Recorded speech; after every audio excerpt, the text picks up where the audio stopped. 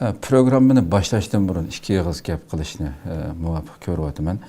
Chunki aslida ikkinchi programmamizdagi Gulchehra xonim bilan o'tkazgan oxirgi bir savol masalasida program e'lon qilingandan buyon hozirgacha dunyoning u chetidan bu chetigacha butun millatimizning ichidagi har sohadan xalqimiz ijtimoiy uchur vositalarini bir qoplab ketganligini hammamiz bilamiz.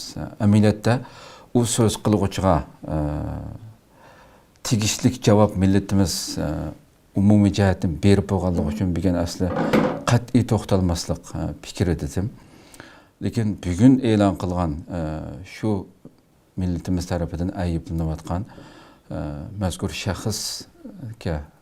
shaxs bugun e'lon qilgan so'zlar biroz insonni o'ylantirmay qolmaydi. Biz bir axborot bo'lish sifatimiz bilan albatta biz shu e'lon qilgan, ya'ni u deyotgandek, tilga elayotgandek masalan tashkilotni qaralash yoki shaxsni qaralash aslo va aslo undaq bir niyatimiz bundan burunmi bo'lmaydi va bundan keyinmi bo'lmaydi bizning istiqlolniki.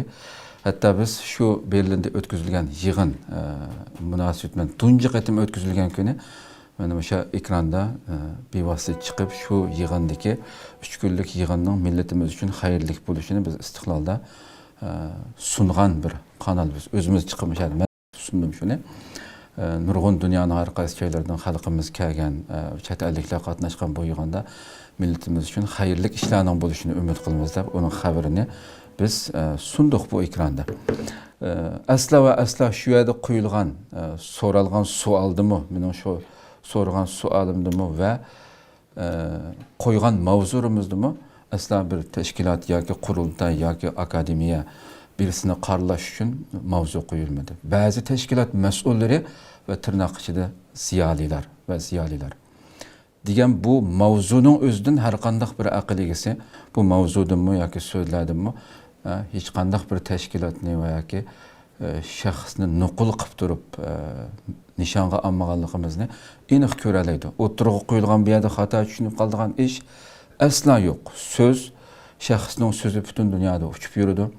O'zinglarning shu e'lon qilgan yerlarda e'lon qilindi va uning keyindan bugungi oxirgi nimalar qarasak, buni ayblagan shunchalar ko'p sonliq xalqimizning %90%dan ko'proqi u so'zlarning ishlatilgan so'zlarning asla va qat'iy ehtimollik, ya'ni mandaq tushunish ehtimolligimi bog'i deydigan bir mumkinchiligi bo'lmagan iboralarni ishlatib bo'lib, uning keyindan uningga tanqidiy fikr bergan mayli kanal bo'lsin, mayli shaxslar bo'lsin, bularni so'zimni chimdab oldi, kesib oldi. Uning keyindan man qarcha qildi, u qildi, bu qildi degandek ifoda bildirish mencha biroz chekdan oshgan bir talab bo'lib qoldi bu yani. Yani bu yerda ma turklarda dokunulmaz deydi-ku yani.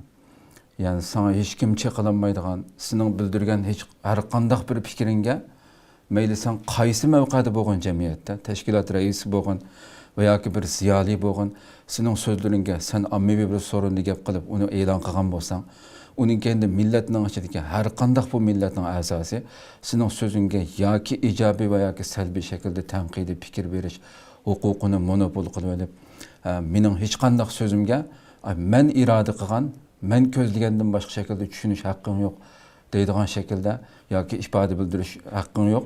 Ifoda bildirgan bo'lsam, sen Xitoyninki setib olgan nimalari, milliy munofiqlar, diniy sohadagi gap qilgan insonlarning bugungi ifodalarida chekdan oshgan shaklda tahdid, nihoyatda cho'ng bir tahdidni o'z ichiga olgan shaklda ifoda bildirish.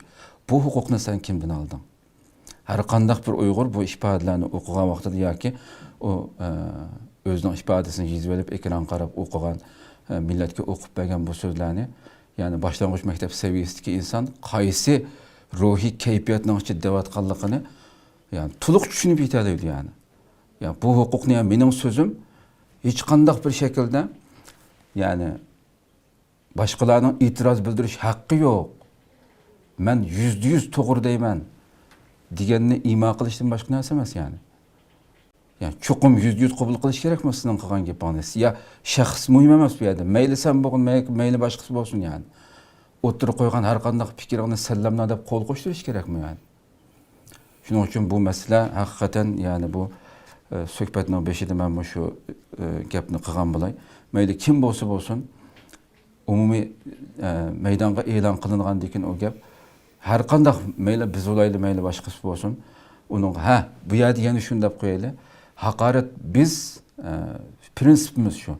Na shaxsni, na tashkilotni uning o'ttirib qo'ygan fikri, so'zlarini ayiblaymiz. Qo'llashga tegishli bo'lsa qo'llaymiz. Ammo mayli xalqimizning ijtimoiy uchur vositalarida bo'lsin va yoki boshqa yerda shaxsning o'zini haqorat qiladigan, tillaydigan, oilasini tillaydigan bu axloqning jumlasidan emas, bizning millatimizga uyg'un keladigan bir narsa emas. Buni albatta biz uch holati deb qo'yishimiz kerak. Lekin fikrga yoki uni qo'llash yoki uni rad qilish shaklda har kimning o'zining erkinligi buni o'ttirib qo'yish. Shuning buningga rahatsiz bo'lish, unda o'ttirib qo'yganlarni bu darajada haddidan oshgan shaklda haqoratlash, ayiblash hech kimning haqqi emas. Bu millatning ko'zi, elning ko'zi ellik deydigan bir gap bor. Ya'ni bu necha kundan bu ham bo'layotgan inkaslarga qarab aslida biroz inson yuragini, qo'lini yuragiga qo'yib, vijdoniga qo'yib o'ylash kerak yani. Seni qo'llayotganlarning profiliga qarab yiqishing kerak. Qanchaga inson seni qo'llayotdi? Agarda sening mantiqang bo'yicha bo'lgan vaqtida mushunchalar insonlarning hammasi Xitoy uchun ishlaydigan, boshqa barmoq bilan sanog'ichilik insonlar haqiqiy millatni qutqizdiganlarmi yani? Bu qanday haddidan eshish? Shuning uchun mishali men to'xtay gapimni kechirim so'rayman, biroz vaqtingizni oldim.